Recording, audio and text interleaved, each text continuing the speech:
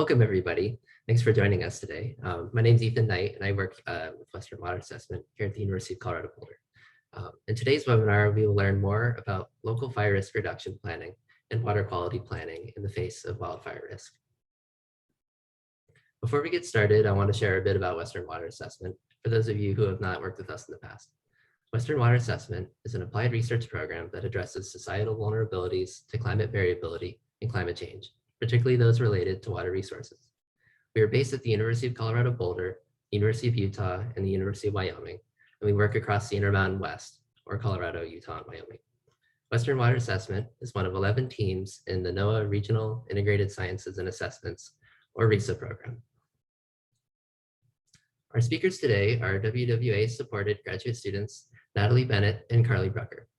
In short, Natalie utilizes semi-structured interview and household survey methodologies to explore the behavioral factors of fire adaptation.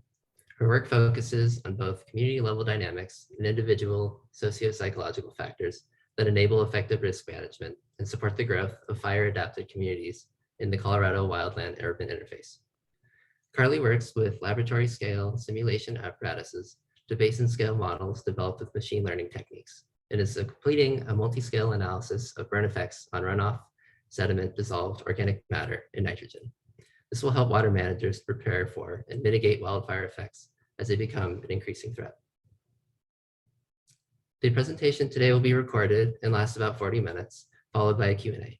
Please feel free to submit questions via the Q&A window while the presentations are going. We'll be sure to share a link to the recording with you once it's up on our website. And I am going to hand it off to Natalie. Thanks. Thanks, Ethan. Yeah. Give me just a minute to share my screen.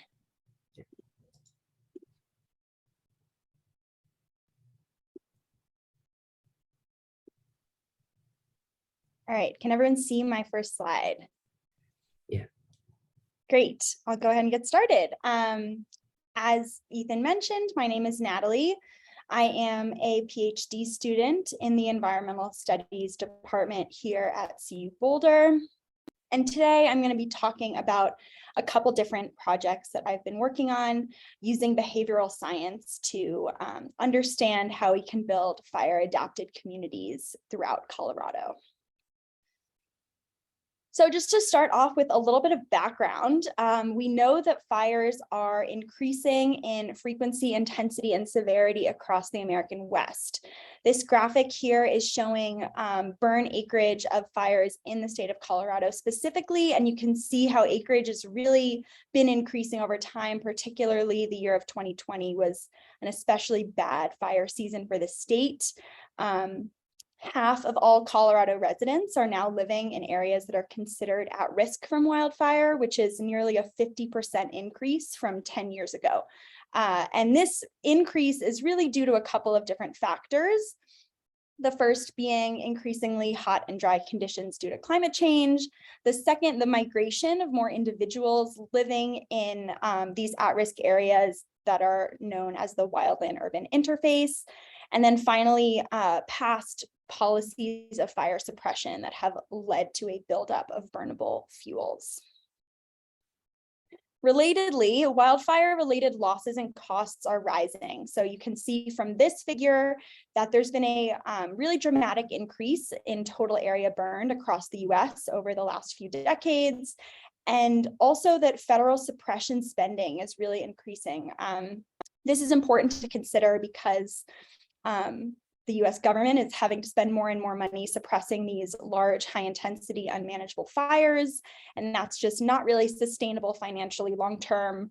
And it's also important to note that as suppression spending has continued to rise, the area burned is still increasing.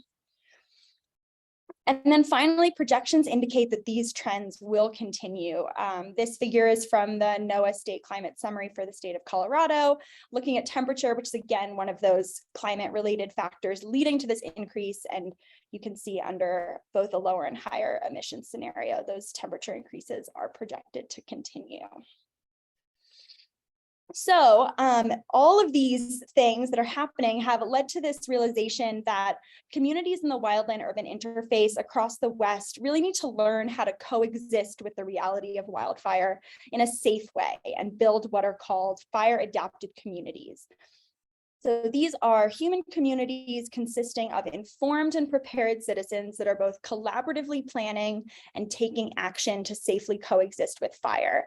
And the two really important things here that we now know are important factors of communities that are fire adapted are, again, communities where residents and homeowners are really collaboratively planning and working together with public agencies and experts, and also where these individuals have a sense of personal responsibility and are taking action on their own to reduce risks to their properties.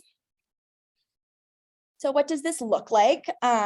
This figure here shows kind of some examples of what we believe lead to fire adapted communities, and you can see that this requires work before, during, and after a fire takes place. This collaboratively planning piece happens throughout all of those different phases and really requires diverse stakeholder participation. Today, I'm going to be focusing on the before fire risk reduction adaptation planning piece here. And taking action during that phase looks a couple different ways. The first, prescribed burning. So this is a land manager or professional intentionally setting low intensity fires to clear out some vegetation in a forested area. Also, individuals can thin vegetation and fuels around their properties and can also make structural improvements to their properties by using fire resistant building materials. So an important thing to note here is that homeowner and community action really matter. So over half of all forested lands in the US are privately owned, meaning that public land managers and people thinking about how to reduce risks to public lands really need private landowners to be working alongside of them and taking appropriate action as well. As I've already mentioned, homeowners and wildland-urban interface residents are primarily responsible for the actions that they undertake to protect their homes and communities.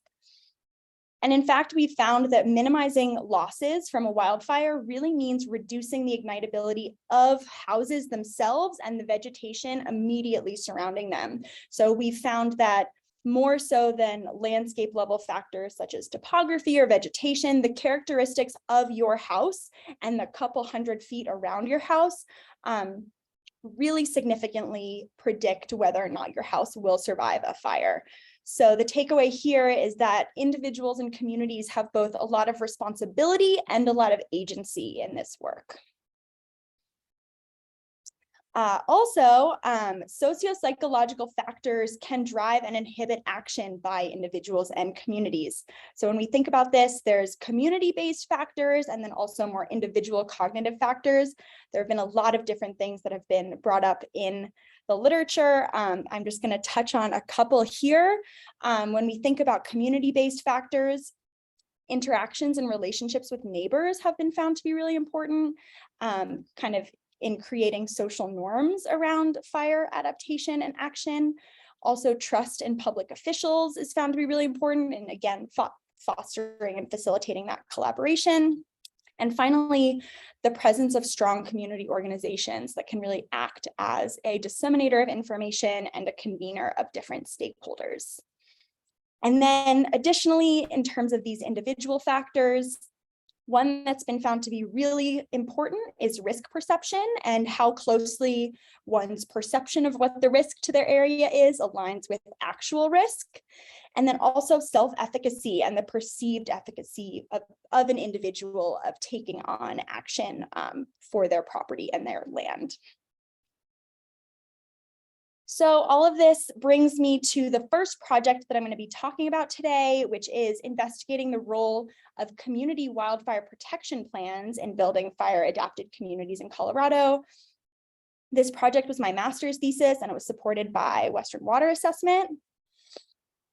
Just a bit of background on community wildfire protection plans for those who are not familiar with that term.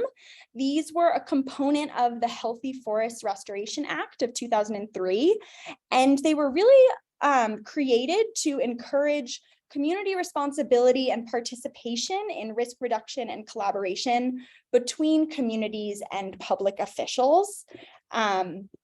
They are not mandatory to complete, but completing one does unlock access to federal funding, most likely a matching grant from the government for a community to undertake risk reduction activities.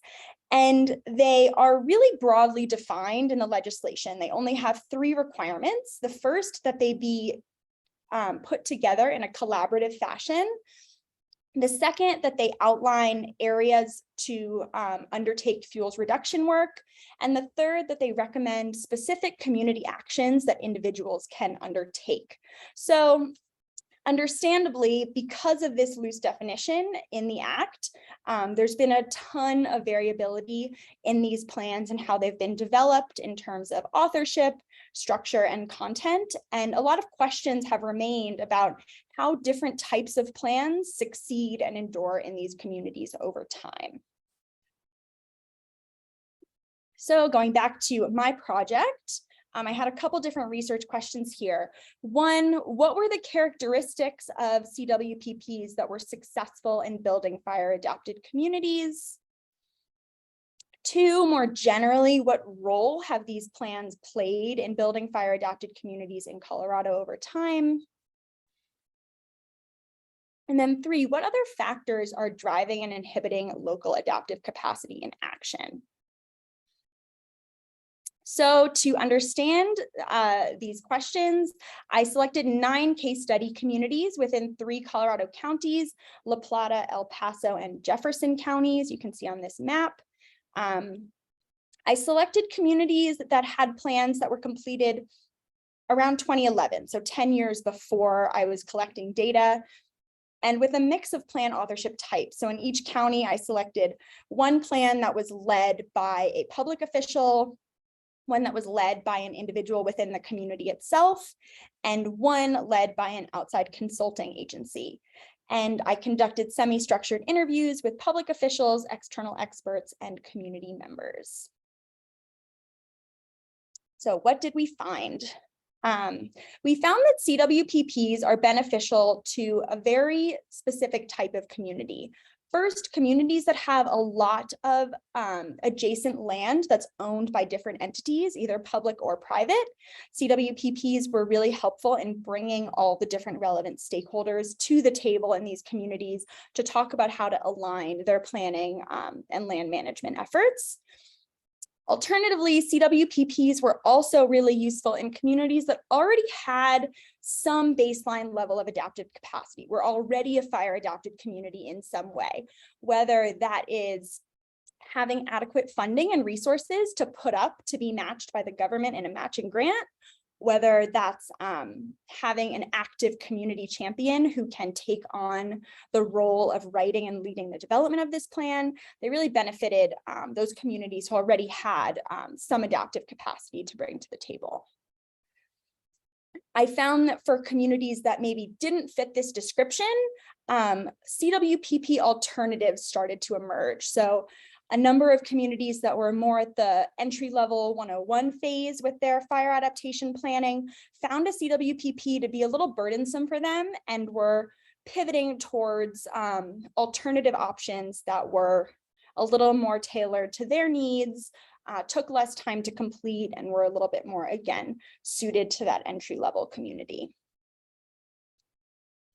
I found that they were, the interview participants that I spoke to said that they were generally too generic for decision makers, yet too technical for community members, suggesting that their loose definition in the Healthy Forest Restoration Act led their audience to be a little bit unclear. And then finally, for a lot of my interview participants, other factors were viewed as much more significant in driving adaptive capacity in their communities than these plans themselves.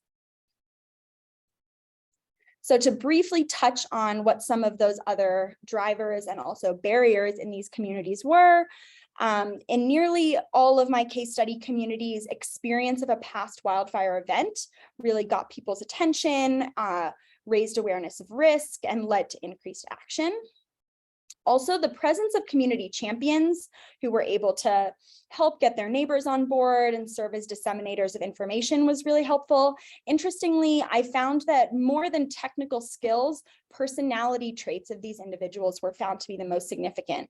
So community champions who were effective at communicating with their neighbors, willing to meet their neighbors where they were at. Teach without being a preacher was a phrase that I heard that I thought put this well. That was actually more significant than any technical skills that these individuals were bringing to the table. Finally, the presence of what I called boundary spanning organizations I found were found to be significant drivers in these communities. These are non-governmental organizations that are really able to serve as conveners of different kinds of stakeholders.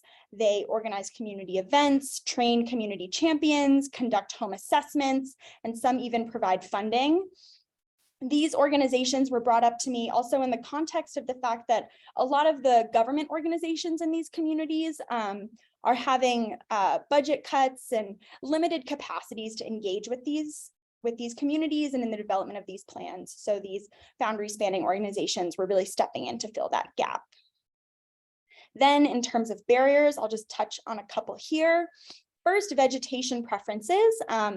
This is just really a way of saying that people's values around the vegetation around their home were sometimes a barrier to taking adaptation action, whether it be aesthetics or privacy. Some people kind of had a resistance to thinning fuel or vegetation and fuels around their home.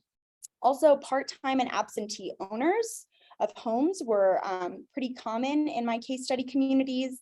And I heard repeatedly that these individuals just really didn't have much awareness about the issue, didn't have a lot of stake in it, and a lot of planning just had to move forward without them. And that meant leaving a large number of community members behind in certain cases. And then finally, a lot of the work that happens here is pretty physically demanding to, thin vegetation around your home and things like that. And I heard from a lot of aging residents that they found that work to be physically challenging. So to touch on just some policy implications here from these findings.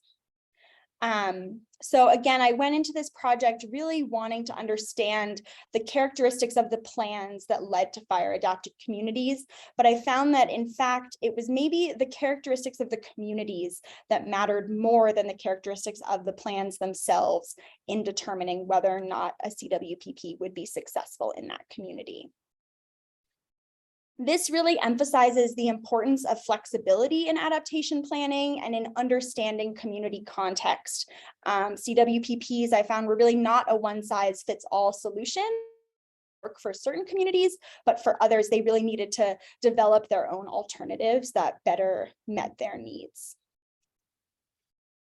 Finally, these findings suggest that the US government should really clarify the purpose of these plans and the audience that they're serving. Are they for a more technical professional audience? Are they for a more community-based audience? And also expand the capacities of public agencies to support their development if they are to be a funding requirement.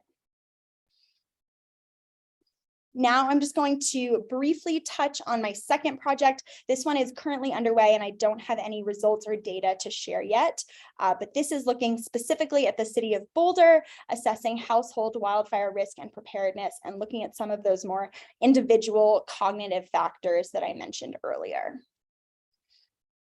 So this is a project that was funded by a City of Boulder Open Space and Mountain Parks research grant.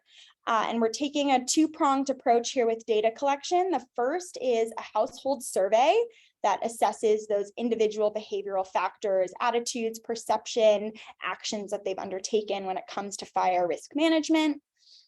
And then we're supplementing that behavioral survey with structural home assessments of our survey participants. And we are partnering with Boulder Fire Rescue for this portion. They trained us in a protocol that they've been using for the last few years, and we're supplementing their efforts with our data and sharing those with them. This project, again, is currently underway. We're still collecting data.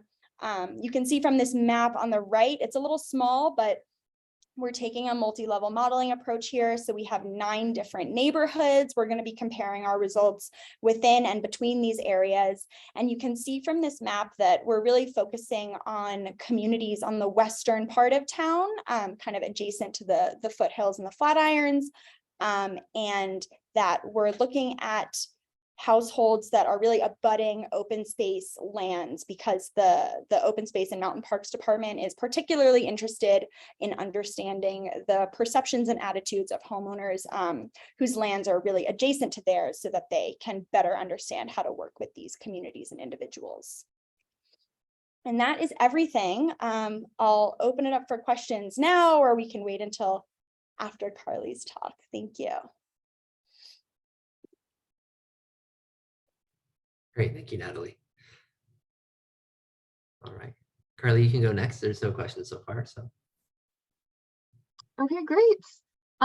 Yeah, thanks so much for the talk, Natalie. I feel like I learn so much every time I talk to you about your research. So cool to hear, yeah, different aspects of wildfire research.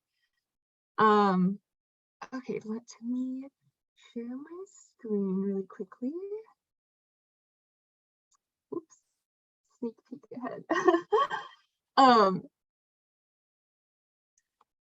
Okay, yeah, so my name is Carli Brucker. I'm a 5th-year PhD student at the University of Colorado Boulder, and I'm in the Water Resources track, which is in the Civil, Environmental, and Architectural Engineering department. And I am a WWA student, as well as affiliated with the Cooperative Institute for Research in Environmental Sciences. And today I'm going to be talking a little bit more about my research, which is a multi-scale analysis of wildfire impacts on water quality and supply. So Natalie provided a really good description of some of the planning efforts that happen for post-wildfire planning, or sorry, pre-wildfire planning. So I'm going to be talking a little bit more about how to plan for what happens after a wildfire, and specifically how that can greatly impact our water resources on the Front Range. So wildfires can have a variety of impacts on water quality and supply. They can drive increases in runoff rates, sediment loads, dissolved organic matter, nutrients, and heavy metals. And these can result in a variety of impacts to our human and freshwater resources. For example, runoff rates can, runoff rates can enhance flooding and drive greater transport in water quality constituents. So this is an image of a post-wildfire stream flow. You can see it's extremely turbid, extremely sediment laden, and that's due partially to these increased runoff rates. Higher sediment loads can result in infrastructure constraints in water treatment plants, as well as reservoir filling. Reservoir filling can result in decreased volume of reservoirs, and result in having to dredge reservoirs, which is an extremely expensive process. Dissolved organic matter is the main substrate in the formation of carcinogenic disinfection byproducts. So in the water treatment process, our water goes through all these different stages of treatment. And during the disinfection stage, that water is typically treated with chlorine, which when mixed with dissolved organic matter can produce these potentially carcinogenic disinfection byproducts, meaning that DOM needs to be heavily monitored by water treatment plants. Nutrients can result in eutrophication in freshwater systems, leading to fish kills and algal blooms. And then finally, heavy metals can exceed federal limits, posing potential health hazards. So again, this is a constituent that needs to be highly monitored by water treatment plants. And so we know that all of these pretty severe impacts exist in post-wildfire water quality and water supply. However, there's little information or limited understanding of these effects due to lack of pre-burn control data, high spatial and temporal variability, and unstable terrain and road closures. So more research is needed to identify the specific impacts that burning has on these different water quality and supply impacts. So the first part of my dissertation research was to analyze these impacts on a laboratory scale using physical simulation experiments. So I observed hydrologic and water quality responses in a 3D matrix of controls. I like to use a Rubik's Cube as a visual to explain how this experiment is set up, where I looked at burn intensity, rainfall intensity, and terrain slope on 3 different axes. So you can think of those as 3 different axes of the Rubik's Cube. And then I was interested in the response for each individual combination of those 3 key variables. So, so each block or each combination of those 3 responses has its own associated hydrologic response or runoff and infiltration, and then water quality response or sediment, dissolved organic matter, nitrogen, and turbidity. So that's kind of the setup for my laboratory scale experiment. The different steps involved in this experiment were first field sampling, next placing the samples in a wildfire simulator, next a rainfall simulator, and then finally taking the runoff measurements from the rainfall simulator and performing different water quality analyses on them. So for the first step for field sampling, we chose our sampling site as the Fraser Experimental Forest. Not only has there been a plethora of previous research conducted in this forest, but also in 2020, there was the Williams Fork fire. And so we have the potential of collecting naturally burned soil and water quality samples from that area. So we went out to our field site and we collected about 200 of these kind of like a piece of sod. They're about like the size of a bread loaf soil samples. And we placed them in these steel sampling containers so that they would be able to withstand both the wildfire simulator and be compatible with our rainfall simulator. So after collecting these soil samples, we placed them in our burn simulator. And this used high wattage heat lamps to raise the surface of the soil samples up past the point of natural combustion, combusting the vegetation in the first several layers of soil on top. And we measured the temperature of the surface and the subsurface of these soil samples using a data logger and thermocouples. So we were able to generate these time temperature curves, which have allowed us to really specifically characterize the burn intensity of each soil sample. So after these samples were burned, we next placed them in our rainfall simulator. And it basically looks like a big shower, but it used different size nozzles to simulate low, medium, and high rainfall intensity, which are common for our study sites. And it was adaptable with these customized funnels that I designed, where we placed the soil samples in these custom funnels, and they separated the runoff from the infiltration, which we then collected through some plastic tubes into sample bottles. And this also had a variable terrain tilting mechanism inside of it as well. So we were able to simulate varying terrain slopes as well.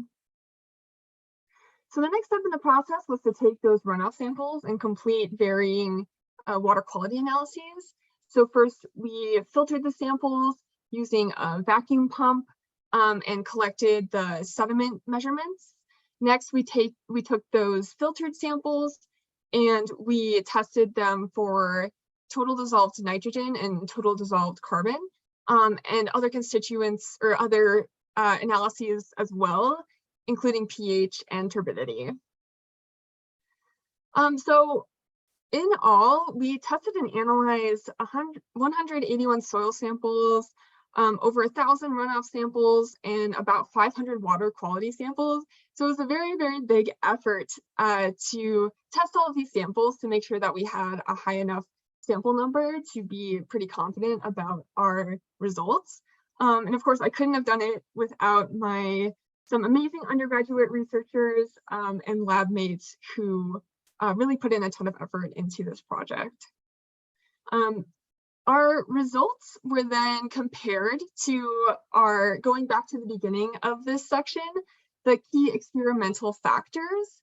So we compared the different constituents. Here I'm showing runoff ratio to our burn severity measurements, rainfall intensity measurements, as well as terrain slope, to assess how those different key drivers affected each one of those constituents. And our results showed trends that were generally consistent with previous literature. So for runoff ratio, for example, we saw that there was a general increase in runoff ratio with increasing burn severity, which is consistent to previous literature showing these high runoff rates in post-wildfire environments. And then for total organic carbon, we saw this kind of inverse U shape, which is also consistent with previous literature, as it points to these concentrations peaking at more of a moderate burn intensity due to the extreme temperatures at severe intensities volatilizing the constituents so that they actually decrease at a high severity burn.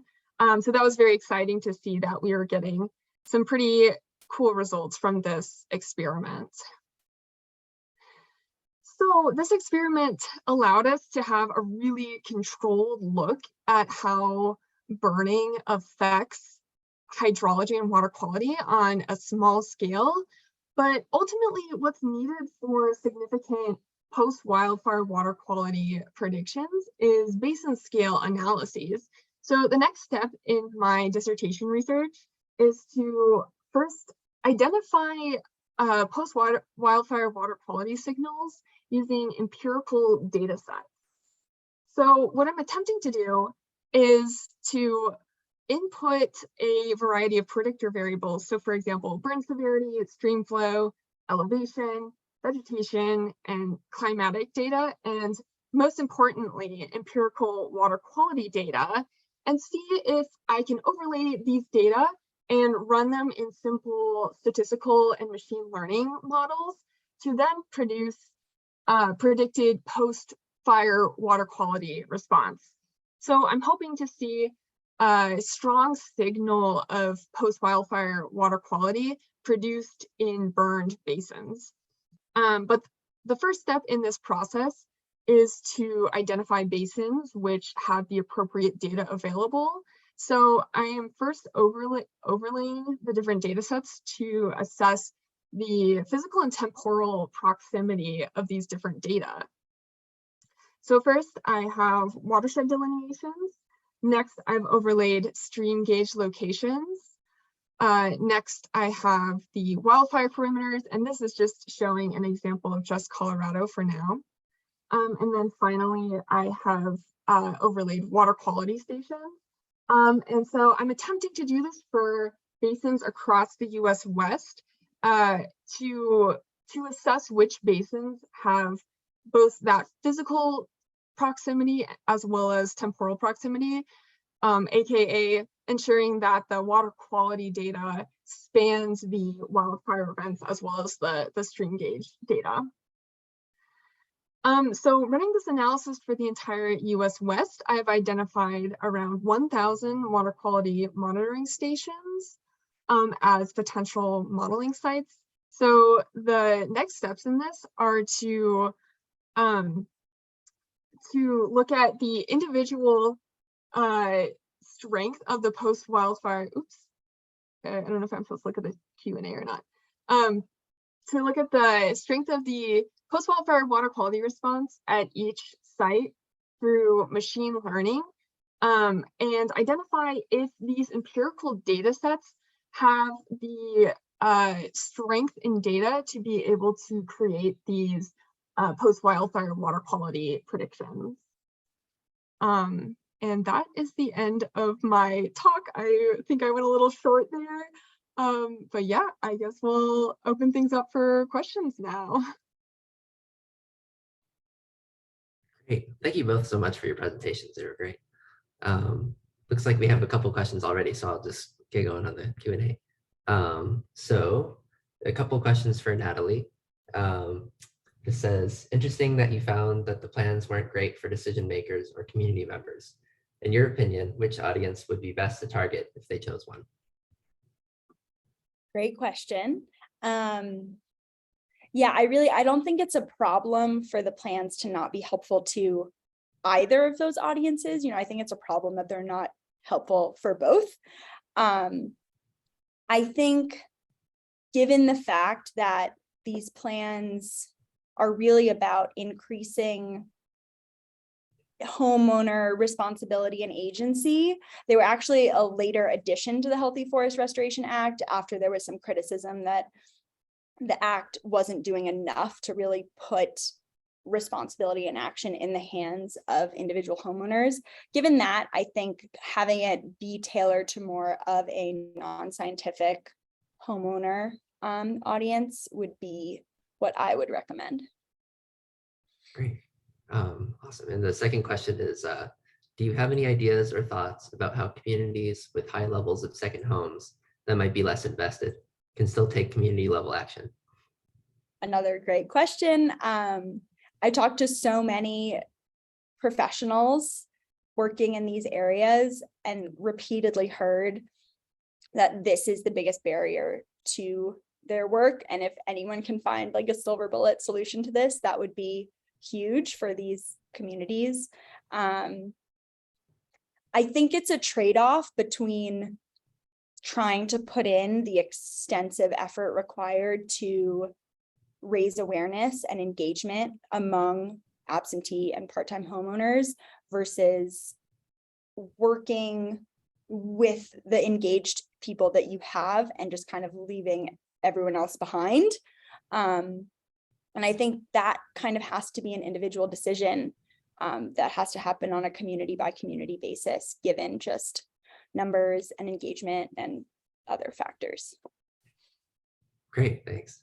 The next question is, have you looked at impacts on total volume runoff, not just discharge rate, impacts following a fire, or runoff impacts from snowmelt rather than rainfall? I'm assuming that one's for me. I think so. Yeah.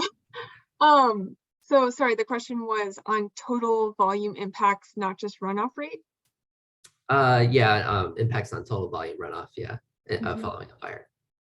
Yeah, I've looked at the impacts. I guess I can talk about like specifically for my experiment.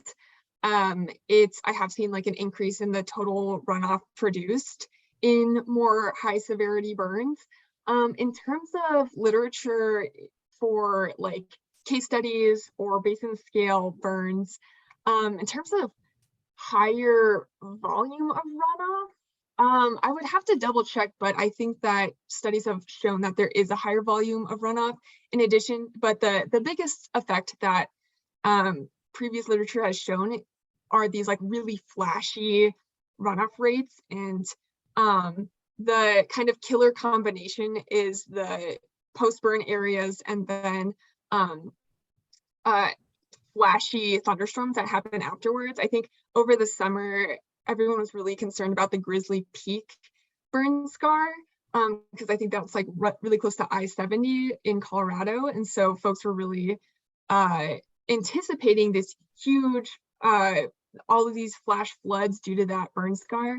But I believe that there's also a higher volume total produced, as a lot of studies have shown this decreased infiltration rates in post-burn areas.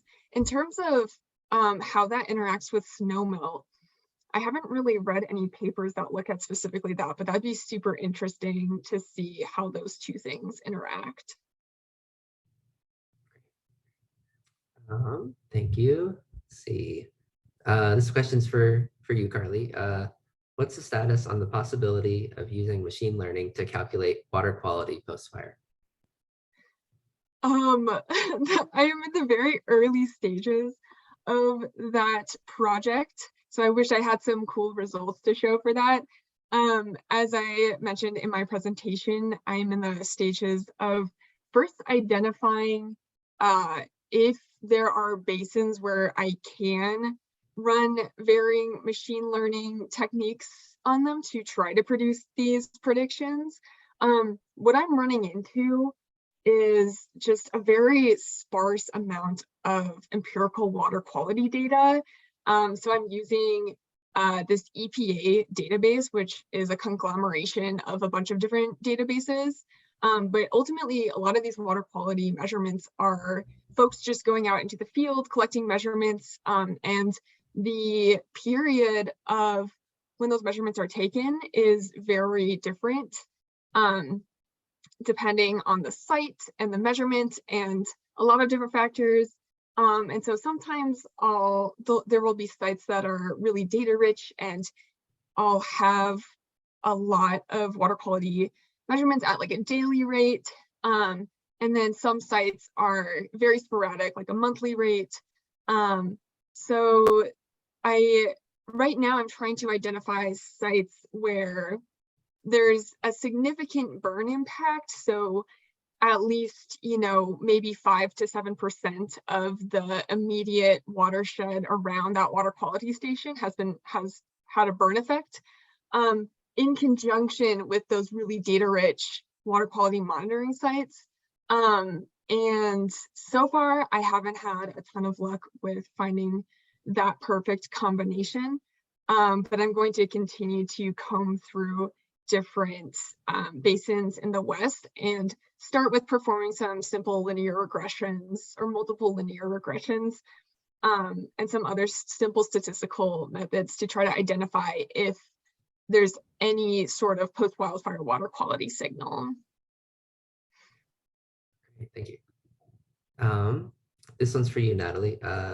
Did you look at any equity issues involved? Any consideration for overburdened communities, for example, and the amount of time involved to do this work? Yeah, that's a great question. There's definitely a lot of equity implications with these projects. Completing a community wildfire protection plan, for example, is something that, takes a lot of hours and again requires, if you want to benefit from the funding that having that plan gives a community, you in many cases need to have money to put up to be matched by the government. So I think that's kind of where a lot of those emergence of alternatives came about that were a little less time intensive and easier for communities to complete.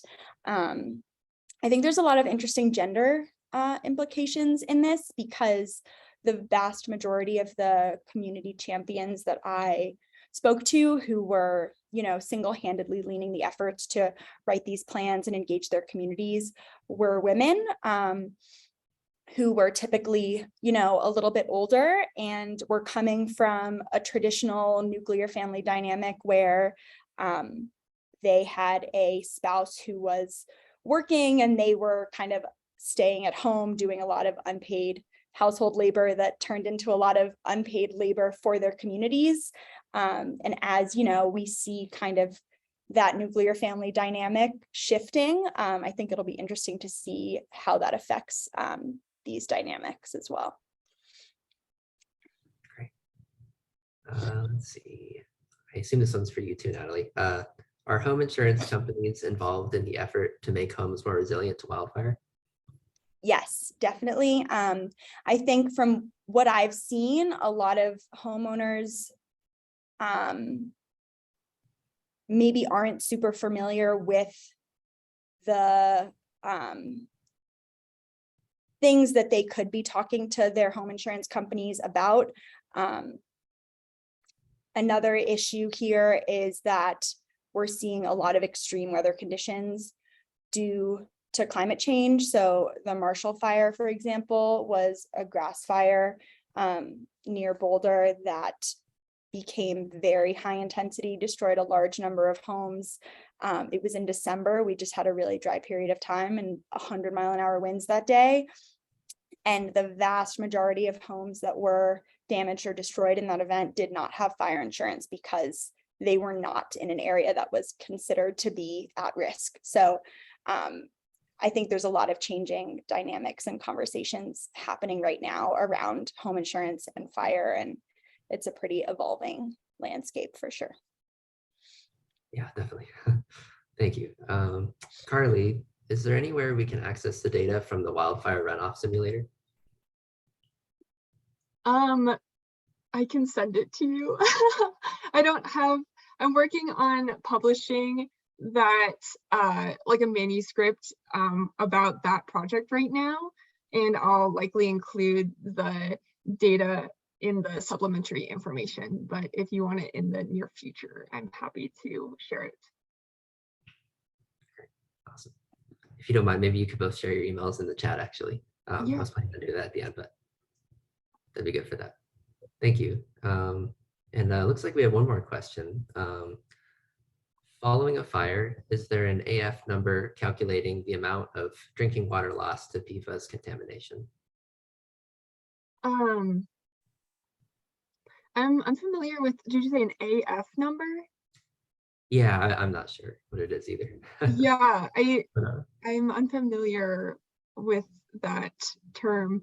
And I know PFAS are such a big hot topic right now. And I haven't looked too much into the effects of wildfires on PFAS. But I do know that there was a lot of studies looking at the runoff from the Marshall Fire and looking at a lot of anthropogenic contaminants in that. And the initial results were that, oh, acre feet. Okay, cool. Yeah, I wish I could have a better estimate of that, but I do know that, yeah, the initial results from the runoff from the Marshall Fire were that there were some pretty high levels of heavy metals, and I can assume other anthropogenic contaminants as well. Great. Cool. I think that's about it for the Q&A. So if there's no more questions, everybody, thank you so much for joining again today. And thank you, Natalie and Carli, for your awesome presentations. Very, very nice. Thanks so much for coordinating. Oh, sorry. Oh, no, you're good. Yeah, and if again, if we missed any questions, or if you have any questions following this webinar, please feel free to email Carli or Natalie or myself, or you can email our general email at wwa@colorado.edu, and we'll try to get back to you as soon as we can. And also we'll be recording this webinar, so it'll be on our website, hopefully in like a few days, and we'll send you an email when it's up. And yeah, I think that wraps it up. So thank you everybody for joining, and I hope you have a good day. Thanks, Ethan. Thanks, Carli. Bye. Thank you.